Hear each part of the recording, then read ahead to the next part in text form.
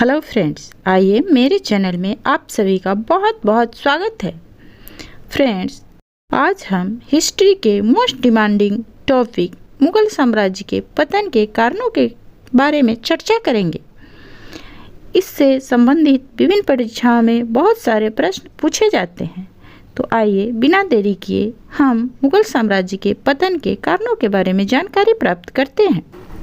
मुगल साम्राज्य के पतन के लिए बहुत सारे कारक जिम्मेदार थे, जैसे उत्तराधिकारियों का गलत चुनाव तथा उत्तराधिकार के लिए परस्पर संघर्ष, सैन्य शक्ति में गिरावट, मनसबदारी प्रथा, विदेशी आक्रमण, प्रशासनिक कौशल की कमी, शांति और सुरक्षा का अभाव, आर्थिक गिरावट और भ्रष्टाचार, सांस्कृतिक और धार्मिक संघर्ष।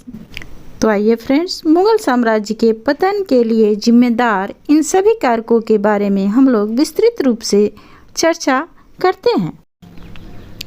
औरंगजेब ने साम्राज्य को विस्तारित करने की कोशिश की। इसके तहत 1663 ईस्वी में उन्होंने अहोम राज्य, जो कि अभी आसाम के नाम से जाना जाता है, को अपने अधीन कर लिया, लेकिन यह अस्थायी रहा।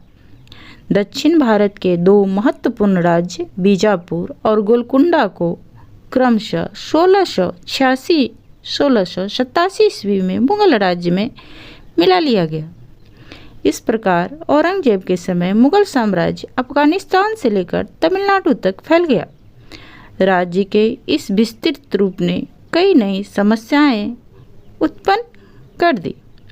इसमें एक था वेतन के मद में मिलने वाले जागीरों की कमी, क्योंकि प्रशासनिक वर्ग का स्वरूप साम्राज्य फैलने के साथ काफ़ी बढ़ गया था और उनके लिए जागीर कम पड़ने लगी। इसने पूरे साम्राज्य को अस्त व्यस्त कर दिया। इसके परिणाम भी काफ़ी घातक रहे, जो आगे मुगल राज्य के पतन के कारकों में महत्वपूर्ण हो गए। 18वीं शताब्दी में मुगल साम्राज्य छिन्न भिन्न होने लगा। पतन के कुछ कारक तो 17वीं सदी से ही प्रस्तुत हो चुके थे, पर वास्तविक कमजोरी 18वीं शताब्दी में दिखाई देने लगी। औरंगजेब की मृत्यु 1707 ईस्वी में हुई। उनके उत्तराधिकारी उस विशाल साम्राज्य को संभाल पाने में सक्षम नहीं थे। इसके साथ अन्य समस्याएं भी थी। एक शासक के मरने के बाद उत्तराधिकार के लिए भी प्राय संघर्ष होता रहता था। इसमें धन और सैन्य शक्ति भी नष्ट होती थी। प्रभावशाली पदाधिकारी इस स्थिति में किसी एक राजकुमार के साथ मिलकर अपना स्वार्थ साधते थे। वस्तुतः मुगलों के परवर्ती शासक महत्वपूर्ण पदाधिकारियों के हाथों के कठपुतली हुआ करते थे। इसने संपूर्ण प्रशासन को गुटों में बांट दिया। शासकों के कमजोर होने पर महत्वपूर्ण प्रांतों के गवर्नर स्वतंत्र शासक के रूप में शासन करने लगे। पतन का एक मौलिक कारण आर्थिक कठिनाइयां भी थी। इस समय तक न तो पर्याप्त धन बचा था और न ही जागीर जो अधिकारियों को दी जाती। अतः औरंगजेब की मृत्यु अर्थात 1707 के बाद जमींदार लोग भी असंतुष्ट रहने लगे, क्योंकि मनसबदार का उस पर कठोर नियंत्रण था। वे समझने लगे कि ये लोग आमदनी का बड़ा भाग स्वयं रख लेते हैं।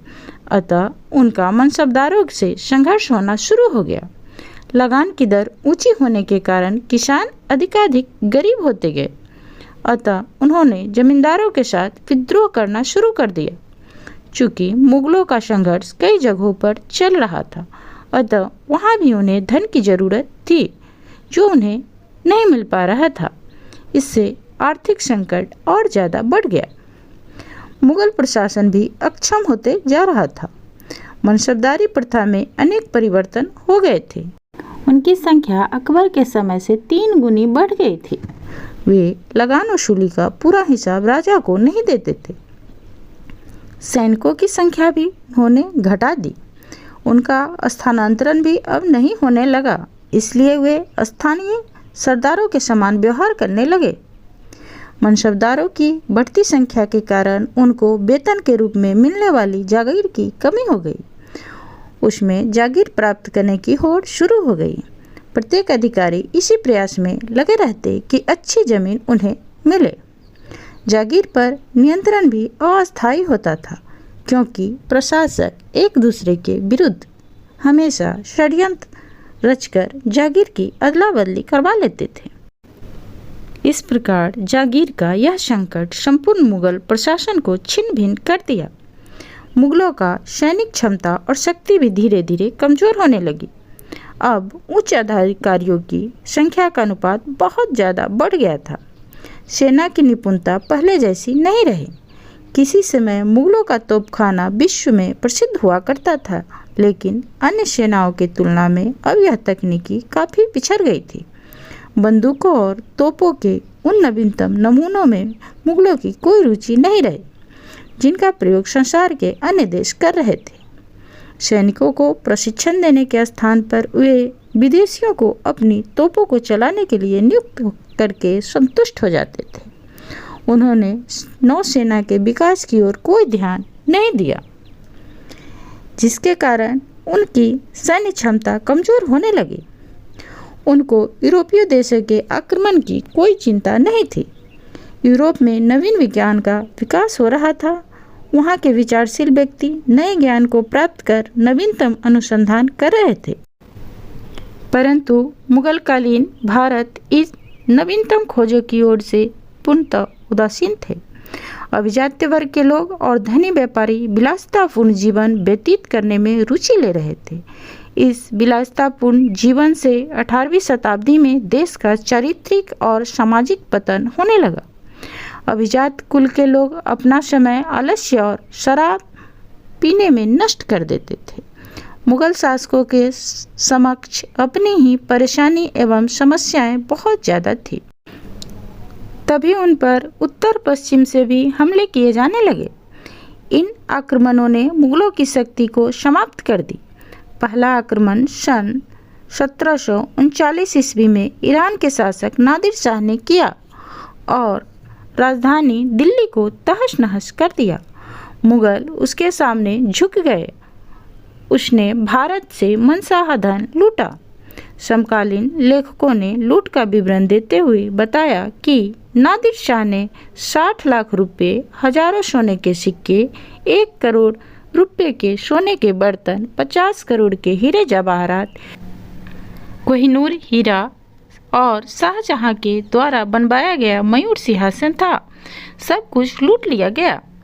मयूर सिंहासन बेशकीमती रत्नों से बना हुआ था। लूट का यह विवरण भारत की संपन्नता को भी दर्शाता है। नादिर शाह के बाद अफगान सरदार अहमद शाह अब्दाली ने भी भारत पर आक्रमण किए। उन्होंने मुगलों के साथ साथ प्रमुख भारतीय शक्ति मराठों को भी कमजोर कर दिया। इन आक्रमणों के बाद मुगल साम्राज्य दिल्ली के आसपास तक ही सीमित रह गया। अंतिम मुगल सम्राट बहादुर शाह द्वितीय, जिन्हें बहादुर शाह जफर के नाम से भी जाना जाता है, वे 1837 में मुगल साम्राज्य के सिंहासन पर बैठे। उन्हें 1857 के विद्रोह का नेता घोषित किया गया। चूंकि अंग्रेजों ने विद्रोह को क्रूरता से दबा दिया और बहादुर शाह जफर को रंगून भेज दिया, जहां 1862 ईस्वी में उनकी मृत्यु हो गई। उनके मृत्यु के साथ ही मुगल साम्राज्य प्रभावी रूप से समाप्त हो गया, जो भारत में ब्रिटिश औपनिवेशिक प्रभुत्व की शुरुआत का प्रतीक था। मुगल साम्राज्य किसी तरह 1857 ईस्वी तक बना रहा, लेकिन इसकी शक्ति नए क्षेत्रीय राज्यों में बट गई। इस तरह मुगल साम्राज्य का पतन हो गया। राजधानी दिल्ली एक कमजोर नगर रह गया, परंतु उस संस्कृति और जीवन के उन तरीकों का जो मुगल साम्राज्य के वैभव और विलासिता के अंग थे, का अंत नहीं हुआ। उसकी वैभवशाली परंपरा उसके अवशेष पर पैदा हुई शक्तियों के आसपास पहुंच गई, जो 18वीं शताब्दी में उदित हुई। इस सदी का इतिहास इन्हीं राज्यों या क्षेत्रीय शक्तियों का इतिहास है। आई होप फ्रेंड्स, मुगल साम्राज्य के पतन से संबंधित यह जानकारी आप लोगों के परीक्षाओं के लिए उपयोगी साबित होगा। अगर यह वीडियो आप लोगों के लिए नॉलेजेबल होगा तो प्लीज़ मेरे चैनल को सब्सक्राइब कर दीजिएगा। फ्रेंड सर्कल में ज़्यादा से ज़्यादा शेयर करिएगा। लाइक और कमेंट करना बिल्कुल नहीं भूलिएगा। फ्रेंड्स, आप लोग मेरा वीडियो देख तो लेते हैं, लेकिन मेरे चैनल को कोई सब्सक्राइब नहीं करता है। इससे मुझे मोटिवेशन नहीं मिल पाता है। प्लीज़ इस वीडियो को देखने के बाद मेरे चैनल को आप लोग सब्सक्राइब ज़रूर कर दीजिएगा। Thank you.